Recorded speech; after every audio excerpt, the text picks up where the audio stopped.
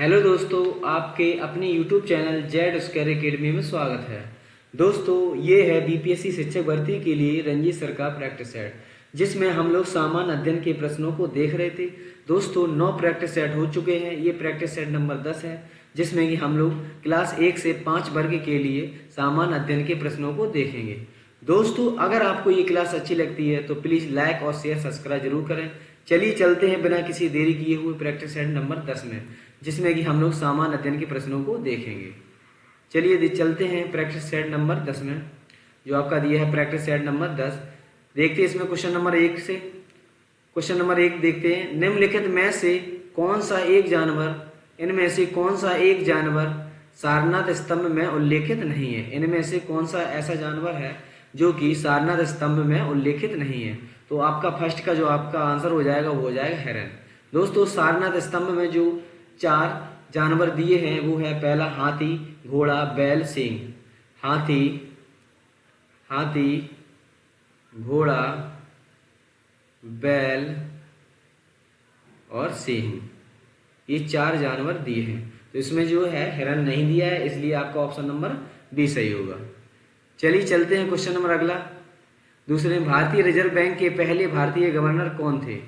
RBI के पहले भारतीय गवर्नर कौन थे?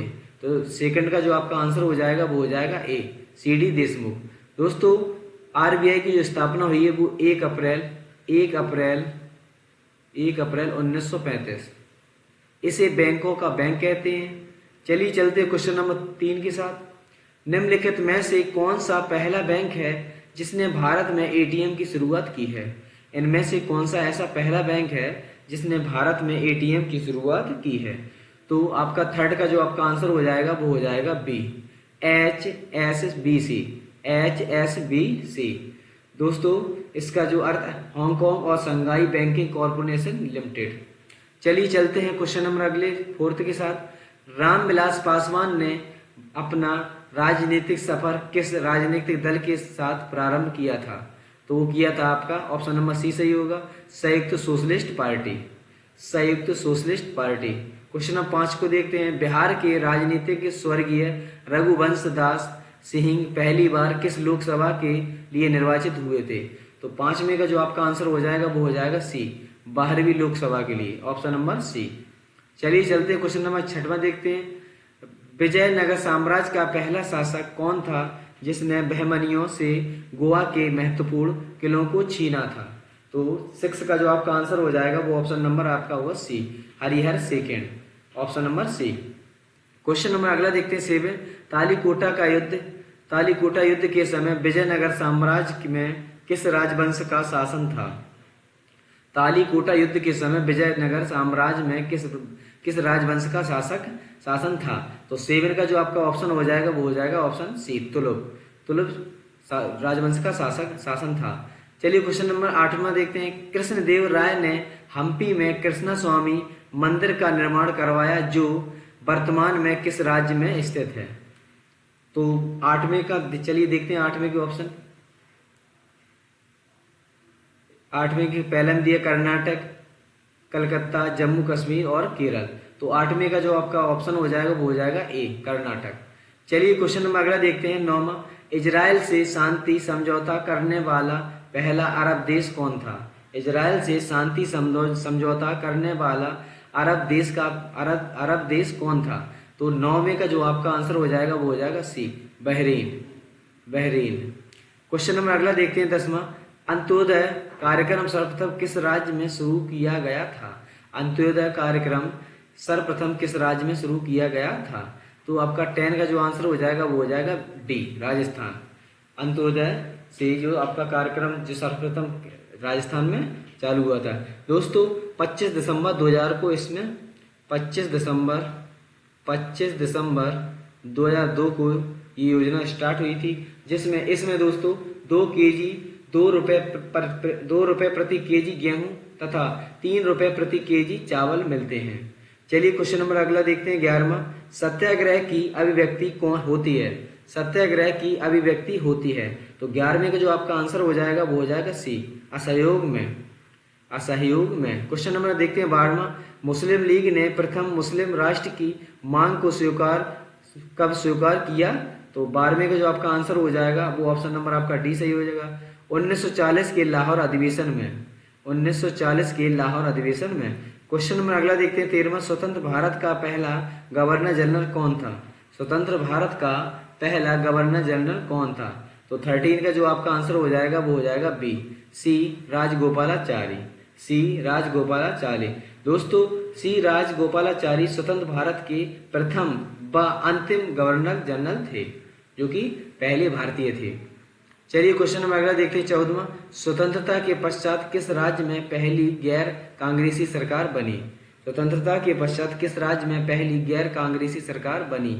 तो 14 का जो आपका आंसर हो जाएगा वो हो जाएगा आपका डी, केरल। क्वेश्चन नंबर अगला देखते हैं 15वां। राजा राम मोहन राय ने किसके विरुद्ध ऐतिहासिक विरोध किया था? तो इस राजा राम मोहन राय ने जो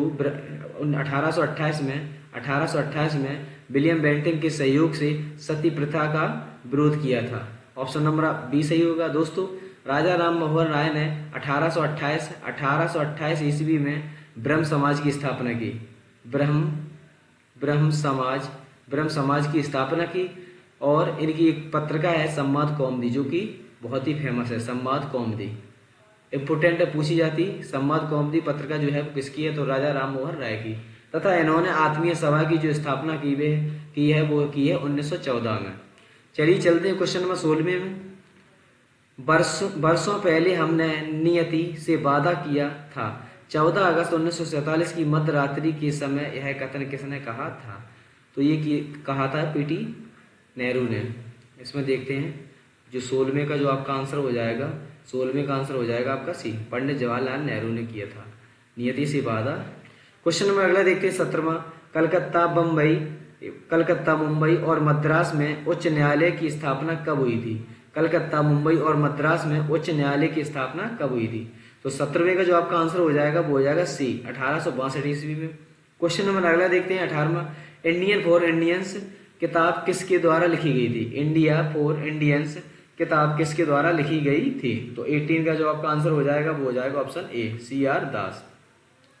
इस पुस्तक का जो विमोचन किया था 1917 ईस्वी में।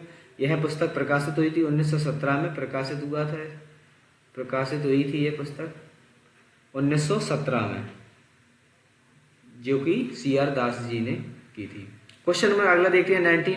भागलपुर में नमक सत्याग्रह का नेतृत्व किसने किया था? भागलपुर में नमक सत्याग्रह का नेतृत्व किसने किया था? तो 19 का जो आपका आंसर हो जाएगा वो हो जाएगा B, Mahadevlal Sarraf. Option number B सही होगा। क्वेश्चन देखते 20। मौलाना अबुल कलाम आजाद ने 1912 ईस्वी में एक उर्दू साप्ताहिक अल हिलाल शुरू किया, किंतु ब्रिटिश सरकार द्वारा उस पर प्रतिबंध लगा दिए जाने के बाद अल बलाग की स्थापना की। तो 20 का जो आपका आंसर हो जाएगा वो हो जाएगा ए, 1913 में मौलाना अबुल कलाम आजाद। दोस्तों मौलाना अबुल कलाम जो आजाद थे वो स्वतंत्र भारत के पहले शिक्षा मंत्री थे। स्वतंत्र भारत के पहले शिक्षा मंत्री थे मौलाना अबुल कलाम आजाद। तो 20 का जो आपका आंसर हो जाएगा वो 1913। चलिए क्वेश्चन नंबर अगला देखते हैं 21। विश्वव्यापी तापन का संभावित परिणाम क्या हो सकता है? विश्वव्यापी तापन का संभावित परिणाम क्या हो सकता है? तो 21 का जो आपका आंसर हो जाएगा वो हो जाएगा डी, उपयुक्त सभी। इसमें दिया समुद्र स्तर में वृद्धि और फसल के स्वरूप में परिवर्तन और तट रेखा में परिवर्तन। तो इसके ऑप्शन नंबर आपका डी सही होगा। क्वेश्चन नंबर अगला देखते हैं 22। निम्नलिखित में से कौन सा कथन सही है? इनमें से कौन सा कथन सही है? तो फर्स्ट में आपका दिया है वायु के ताप में बढ़ोतरी से वायु की नमी धारण करने की क्षमता कम हो जाती है। अगला ऑप्शन देखते हैं ताप में वृद्धि से वायु दाब कम हो जाता है। सी ऑप्शन है निरपेक्ष आर्द्रता को वायु के प्रति घन मीटर में ग्राम से व्यक्त किया जाता है। फोर्थ ऑप्शन देखते हैं इसका, प्रति 165 मीटर की ऊंचाई के साथ ताप में 1 डिग्री सेल्सियस की कमी हो जाती है। प्रति 165 मीटर की ऊंचाई के साथ ताप में 1 डिग्री सेल्सियस की कमी हो जाती है। तो इसका ऑप्शन नंबर आपका डी सही होगा। क्वेश्चन नंबर अगला देखते हैं 23। जो वन चक्रवातों के अवरोधकों का कार्य करते हैं वे वन कौन से हैं? जो वन चक्रवातों के अवरोधकों का कार्य करते हैं वे वन कौन से हैं? तो 23 का जो आपका आंसर हो जाएगा 23 का बी, मैंग्रोव वन है। क्वेश्चन नंबर अगला देखते हैं 24 देखते हैं। विश्व की 25% भूमि को आच्छादित करने वाला सबसे बड़ा वन कौन सा है? तो वो है आपका साइबेरिया का टैगा वन। ऑप्शन नंबर आपका बी सही होगा। क्वेश्चन देखिए 25, कहाँ के वृक्ष कम तथा अथवा अधिक समय के लिए संपत्ति से रहित हो जाते हैं?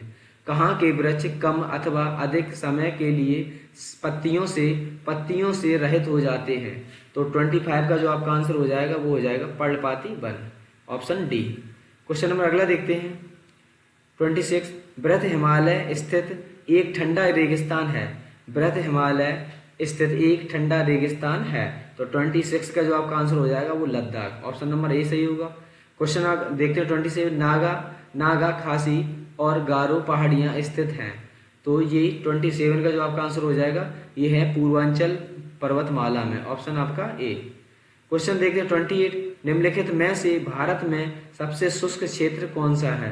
भारत में इनमें से सबसे शुष्क क्षेत्र कौन सा है?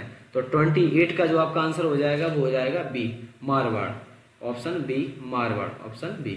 क्वेश्चन नंबर देखते हैं 29, अराकान योमा प्रसार उस हिमालय का है जो स्थित है। अराकान योमा प्रसार उस हिमालय का है जो स्थित है। तो 29 का जो ऑप्शन हो जाएगा वो हो जाएगा बी, म्यांमार में। क्वेश्चन अगला देखते हैं 30, भारत की पहली बहुउद्देशीय परियोजना का निर्माण किस नदी पर हुआ था? तो 30 का जो आपका आंसर हो जाएगा वो हो जाएगा बी, दामोदर नदी। क्वेश्चन नंबर 31 देखते हैं, नागार्जुन बांध का निर्माण किस नदी पर हुआ था? नागार्जुन बांध सागर इसका निर्माण किस नदी पर हुआ था? तो इसका निर्माण हुआ था कृष्णा नदी पर। क्वेश्चन अगला देखते हैं 32, राष्ट्रीय जलमार्ग फर्स्ट ए लेह को जोजिला से जोड़ता है, दर्रा होते हुए कश्मीर घाटी से जोड़ता है। तो ये जोड़ता है जोजिला से, ऑप्शन नंबर आपका बी सही होगा। क्वेश्चन देखते हैं 33 में देखते हैं, छोटा नागपुर पठार क्षेत्र में देखे जाने वाला पैटस अथवा धब्बा क्या है? छोटा नागपुर पठार में क्षेत्र में देखे जाने वाला पैटस अथवा धब्बा क्या है? तो 33 का जो आपका आंसर हो जाएगा वो हो जाएगा ए, लैटेराइट निक्षेप।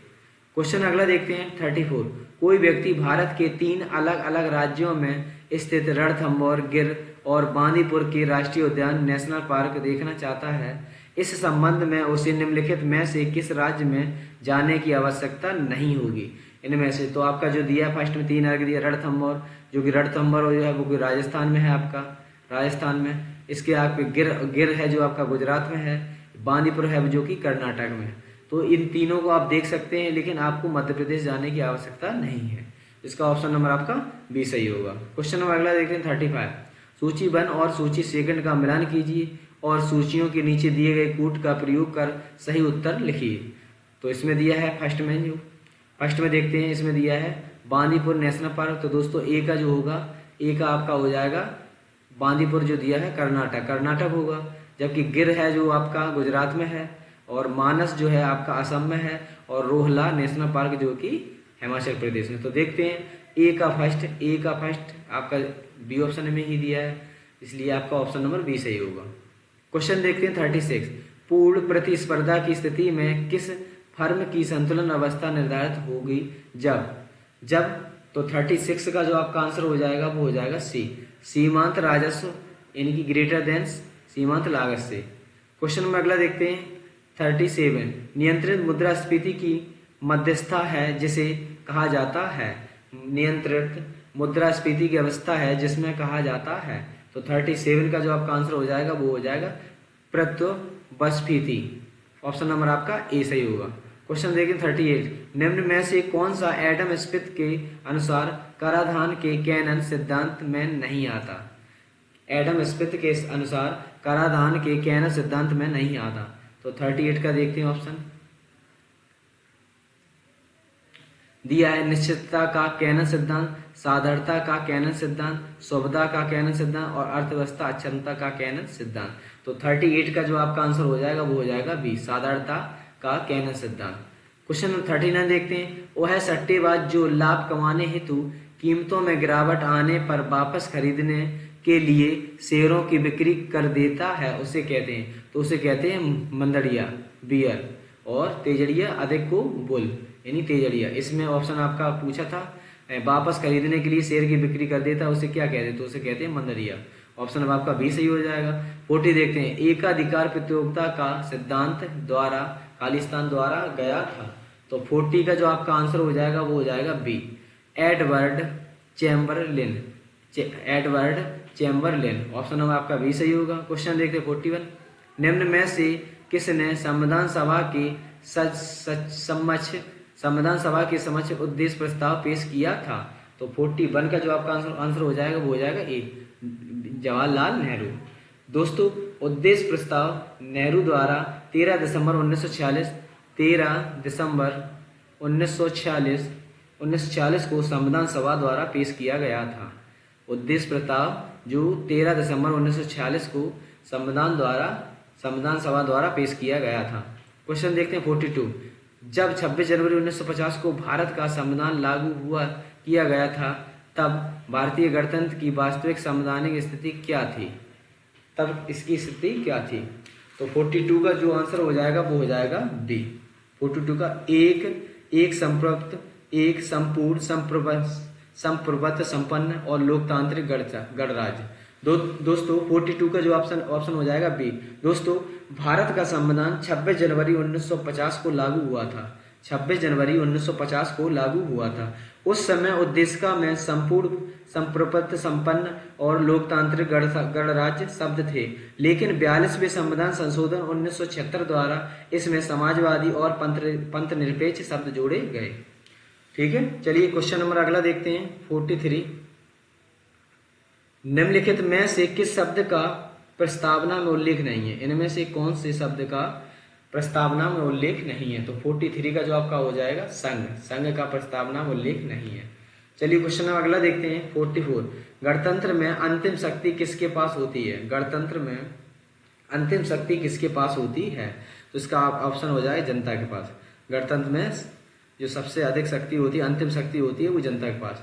45 देखते हैं, भारत का संविधान भारत को निम्नलिखित रूप से घोषित करता है सिवाय इसमें ऑप्शन नंबर आपका जो हो जाएगा 45 का जो हो जाएगा बी, यानी कि साम्यवादी नहीं है, जबकि है लोकतांत्रिक गणराज्य है, समाजवादी है, धर्मनिरपेक्ष है।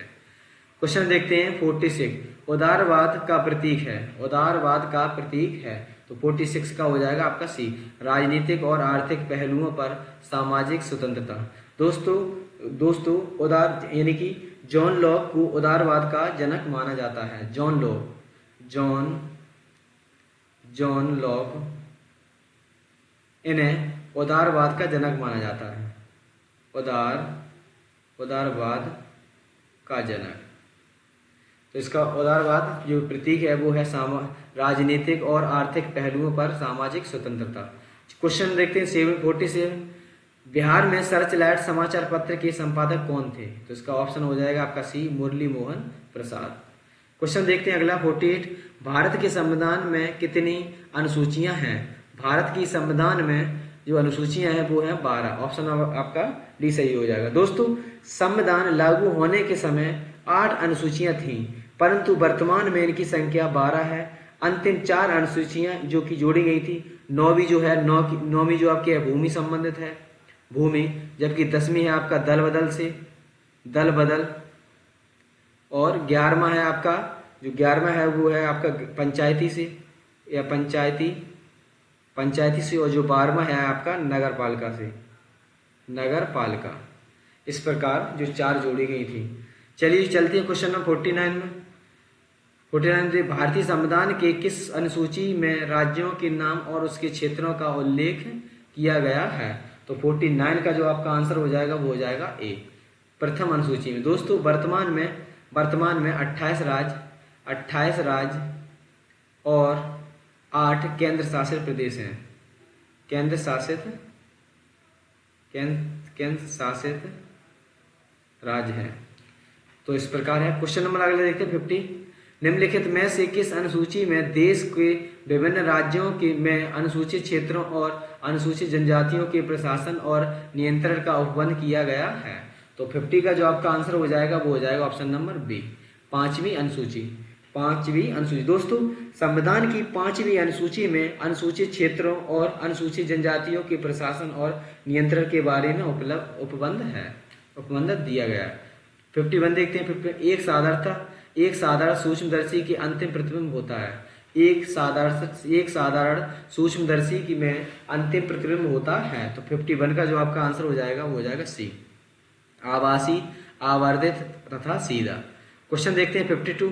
निम्नलिखित में से कौन सा शब्द ध्वनि तरंगों से संबंधित नहीं है? इनमें से कौन ध्वनि तरंगों से संबंधित नहीं है? तो इसका आप जो हर्ट्ज है, डेसिमल है और मैक है, ये ध्वनि से संबंधित, जबकि जो कैंडेला है जो ज्योति तीव्रता का मालक है, वो मात्रक है। ज्योति तीव्रता का मात्रक जो है वो कैंडेला है। तो 52 का जो हो जाएगा, 52 का हो जाएगा ऑप्शन नंबर सी। दोस्तों, मैक संख्या सभी ध्वनि तरंगों से संबंधित है। मैक संख्या जो है ध्वनि तरंगों से सभी से संबंधित। 53 देखते हैं। वातावरण के अंदर क्षैतिज ऊष्मा अंतरण को क्या कहा जाता है? वातावरण के अंदर क्षैतिज ऊष्मा अंतरण को क्या कहा जाता है? तो 53 का जो आपका हो जाएगा ऑप्शन ए, अभिवहन यानी कि एडवेक्शन। ऑप्शन नंबर 1 सही होगा। 54 देखते हैं अगला। 54 में देखते हैं। 54, निम्न में से किस अम्ल का प्रयोग एस्पिरिन बनाने में किया जाता है? इनमें से किसका प्रयोग एस्पिरिन बनाने में किया जाता है? तो 54 का जो आपका ऑप्शन हो जाएगा वो हो जाएगा बी, सैलिसाइक्लिक अम्ल। ऑप्शन नंबर आपका बी सही होगा। क्वेश्चन देखते हैं 55, हेमेटाइट खनिज या अयस्क है? हेमेटाइट किसका अयस्क है? तो वो है लोहे का। ऑप्शन नंबर आपका बी सही होगा। क्वेश्चन देखते हैं 56, निम्न में से कौन सा अम्ल सेव में उपस्थित है? इनमें से कौन सा सेव में अम्ल जो है वो सेव में उपस्थित होता है? तो होता है मैलिक अम्ल। ये होता है आपका मैलिक अम्ल होता है सेव में, और एसिटिक अम्ल होता है ये सिरका में, जबकि सिट्रिक अम्ल नींबू अथवा खट्टे फल अथवा खट्टे फल। ठीक है, तो इसका जो ऑप्शन हो जाएगा आपका, पूछा था सेव में कौन सा अम्ल उपस्थित होता है, वो होता है मैलिक अम्ल। ऑप्शन नंबर आपका सी सही होगा। 57 देखते हैं। डिलोनेक्स रेजिया रेफिन वैज्ञानिक नाम है। डिलोनेक्स रेजिया रेफिन वैज्ञानिक नाम है। तो 57 का जो आपका आंसर हो जाएगा वो हो जाएगा B, gulmohar. Option B. Question देखते हैं 58, मानव कंकाल परीक्षण किसके लिए किया जाता है? मानव कंकाल परीक्षण किसके लिए किया जाता है? तो ये किया जाता है आंतरिक आयु के लिए। ऑप्शन नंबर आपका बी सही होगा। क्वेश्चन देखते हैं 59, मानव शरीर में कुल कितनी अस्थियां हैं? तो दोस्तों, मानव शरीर में कुल 206 अस्थियां हैं। ऑप्शन नंबर आपका 59 का सी। क्वेश्चन 60 देखते हैं। मृदा जल तनाव निम्न में से किस उपकरण द्वारा मापा जाता है? इनमें से मृदा जल तनाव निम्न में से किस उपकरण द्वारा मापा जाता है? तो 60 का जो आपका ऑप्शन हो जाएगा वो हो जाएगा D, tensiometer. Option D. Question अगला देखते हैं 61, निम्नलिखित घटनाओं का सही कालक्रम क्या है? इनमें से जो घटनाएं दी हैं उनका कालक्रम सही क्या है? तो 61 का जो आपका दिया है इसमें देखते हैं। लखनऊ समझौता और दैत शासन और रौलैक्ट एक्ट और बंग भंग। तो दोस्तों, ये होता बंगाल विभाजन 1905 के समय में, जबकि लखनऊ समझौता 1916 ईस्वी में, और रौलैक्ट एक्ट जो मार्च 1919, जबकि दैत शासन जो हुआ था वो ये भी 1919 में। तो आप देख सकते हैं ऑप्शन उसमें दिया है। तो बंग भंग यानी कि फोर्थ ऑप्शन आपका पहले आएगा, फोर्थ आएगा, उसके बाद आएगा आपका लखनऊ यानी कि फर्स्ट है, फोर्थ के बाद फर्स्ट। तो इस प्रकार आपका ऑप्शन नंबर बी सही होगा। तो 61 का जो आपका ऑप्शन हो जाएगा वो बी सही हो जाएगा। क्वेश्चन अगला देखते हैं 62, the anarchical and revolutionary crime act 1919 में को सामान्य बोलचाल में कहा जाता था। The anarchical and revolutionary crime act 1919 को सामान्य बोलचाल में कहा जाता था। तो 62 का जो आपका आंसर हो जाएगा वो हो जाएगा ए, रौलैक्ट एक्ट। क्वेश्चन नंबर अगला देखते हैं 63 में देखते हैं दोस्तों।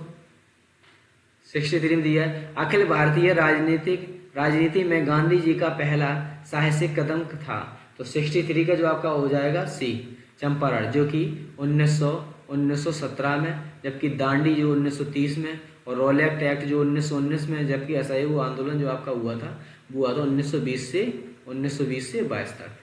ठीक है, चोरी चोरा कांड की घटना के कारण गांधी जी ने असहयोग आंदोलन को वापस ले लिया था 1922 में। तो इस प्रकार आपका जो है पहला प्रयोग था वो चंपारण 1917 में, जो कि नील की खेती से तिलकटिया पद्धति से संबंधित था।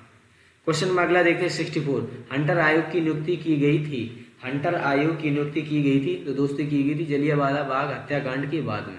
ऑप्शन नंबर आपका बी सही होगा। क्वेश्चन देखते हैं 65 देखते हैं, स्वदेशी और बहिष्कार पहली बार किस घटना के दौरान संघर्ष की विधि के रूप में अपनाए गए थे। तो 65 का जो आपका आंसर हो जाएगा वो हो जाएगा ए, बंगाल विभाजन के विरुद्ध आंदोलन।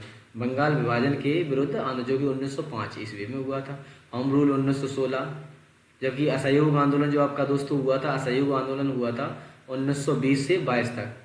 और इसमें चोरी चोरा घटना जब हुई थी तो उसके कारण गांधी जी ने असहयोग आंदोलन को वापस ले लिया था 1922 में। जबकि साइमन कमीशन जो है जो बना था 27 में और जबकि आया था 1928 में भारत में, 1928 में। तो इस प्रकार आपका ऑप्शन नंबर ए सही हो जाएगा इसका।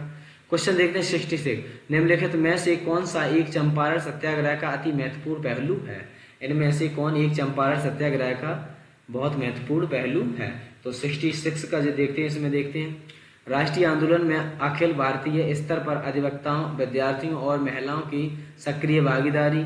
अगला है राष्ट्रीय आंदोलन में भारत के दलित और आदिवासी समुदाय की भागीदारी। अगला दिया है भारत के राष्ट्रीय आंदोलन में किसान असंतोष का सम्मिलित होना था। तो आपका ये हो जाएगा चंपारण नील की खेती से जो कि किसान थे उसमें उन्होंने पर टैक्स लगाया जा रहा था, जिसके कारण वहाँ के किसान जो थे असंतोष थे। ठीक है, तो इसका ऑप्शन नंबर आपका सी सही हो जाएगा। क्वेश्चन देखते हैं 67। स्वतंत्रता आंदोलन के क्रांतिकारी आतंकवादियों का पहला महत्वपूर्ण साहसिकार यानी कि बर्रा डकैती का स्थान है। बर्रा डकैती का स्थान था। तो 67 का जो आपका आंसर हो जाएगा वो हो जाएगा सी, पूर्वी बंगाल में, ऑप्शन सी। क्वेश्चन में अगला देखते हैं 68।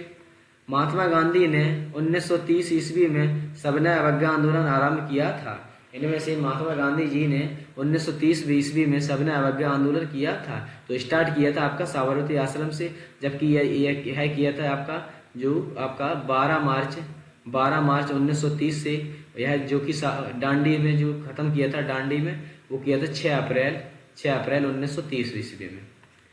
ठीक है, तो इसमें सविनय अवज्ञा आंदोलन आरंभ किया था। चलिए चलते हैं। तो 68 का जो आपका आंसर हो जाएगा वो सी, साबरमती से। क्वेश्चन देखते हैं 69। 1930 से 32 ईस्वी की अवधि में भारत और ब्रिटेन के राजनेताओं की लंदन में हुई बैठकों का प्रायः प्रथम, द्वितीय और तृतीय गोलमेज सम्मेलनों के रूप में उल्लेख किया जाता है।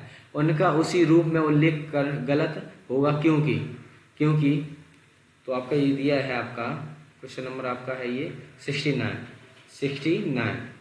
इसमें देखते हैं इनमें से दो में राष्ट्रीय कांग्रेस ने भाग नहीं लिया था। अगला है भारतीय राष्ट्रीय कांग्रेस को छोड़कर जिन राजनीतिक दलों ने भाग लिया था उन्होंने पूरे भारत में नहीं बल्कि वर्गीय हितों का प्रतिनिधित्व किया। और इसमें दिया आपका ब्रिटेन की लेबर पार्टी सम्मेलन के बीच में से हट गई थी और सम्मेलन की कार्रवाई पक्षपातपूर्ण हो गई थी। इसमें दिया ये 3 अलग अलग सम्मेलन नहीं थे, अब तो यह एक ही सम्मेलन की अवस्था थी जो 3 सत्रों में संपन्न हुई थी। तो 69 का जो आपका आंसर हो जाएगा वो हो जाएगा डी। इसमें नहीं पूछा है इसमें से क्या नहीं था। ठीक है, गलत होगा, तो इसमें जो गलत होगा वो आपका होगा ऑप्शन नंबर डी, बाकी सभी सही है। क्वेश्चन नंबर 70 देखते हैं। कैबिनेट मिशन योजना के विषय में निम्नलिखित में से कौन सा विकल्प सही नहीं है। इनमें से कौन सा सही नहीं है। तो 70 का जो आपका आंसर हो जाएगा वो हो जाएगा सी, भारत विभाजन की स्वीकृति। क्वेश्चन नंबर 71 देखते हैं। सूची फर्स्ट से सूची सेकंड का सुमेलित करनी है, जिसमें नीचे दिए गए कोड का सही उत्तर चुनिए। इसमें दिया है आपका उष्णकटिबंधीय वन। तो उष्णकटिबंधीय वन आपके जो मिलते हैं वो साइलेंट वैली मिलते हैं, जबकि कच्छ मैंग्रोव वन मिलते हैं सुंदरबन में। ठीक है, इसके बाद पतझड़ वन मिलते हैं आपको राजस्थान में और शंकु वृक्ष मिलते हैं हिमाचल प्रदेश में। तो इसका देखते हैं ए का 4, तो ए का 4 आपका एक ही दिया है, ऑप्शन नंबर डी इस प्रकार सही हो जाएगा। चलिए क्वेश्चन नंबर 72 देखते हैं। चिपको आंदोलन है तो इसमें वृक्षों को बचाने के लिए आंदोलन था ये, जो कि ऑप्शन नंबर आपका बी सही हो जाएगा। दोस्तों चिपको आंदोलन एक पर्यावरणीय आंदोलन था जो उत्तराखंड के चमोली जिले जिस उस समय जो तत्कालीन उत्तर प्रदेश में किसानों द्वारा वृक्षों की कटाई को रोकने के लिए वर्ष 1970 ईस्वी में प्रारंभ किया गया था और यह आंदोलन सुंदरलाल बहुगुणा के नेतृत्व में हुआ था। जिसका आंदोलन जो हुआ था वो हुआ था आपका 1970 ईस्वी में। इसके नेतृत्व जो किया था वो किया था सुंदरलाल बहुगुणा ने। क्वेश्चन नंबर अगला देखते हैं 73। करेरा अभ्यारण्य है, करेरा अभ्यारण्य है, यह है आपका एमपी में। ऑप्शन नंबर बी सही होगा। क्वेश्चन 74 देखते हैं। भारत में अपलाबी वन कहाँ पाए जाते हैं? भारत में अपलाबी वन कहाँ पाए जाते हैं? तो 74 का आपका हो जाएगा सी। इसमें दिया है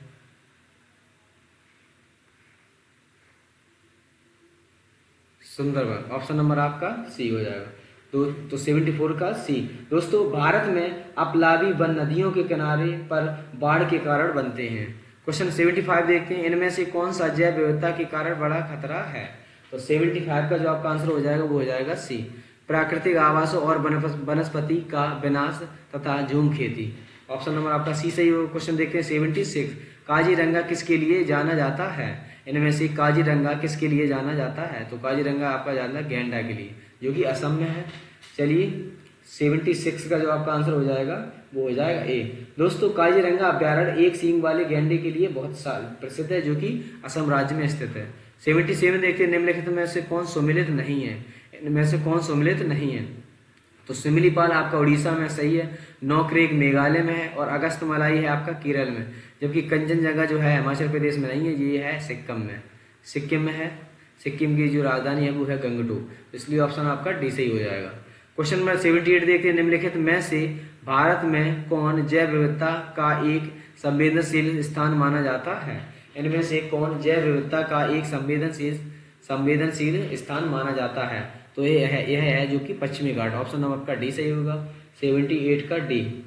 चलिए 79 देखते हैं। भारतवर्ष का प्रथम राष्ट्रीय उद्यान है। इनमें से कौन भारतवर्ष का प्रथम राष्ट्रीय उद्यान है?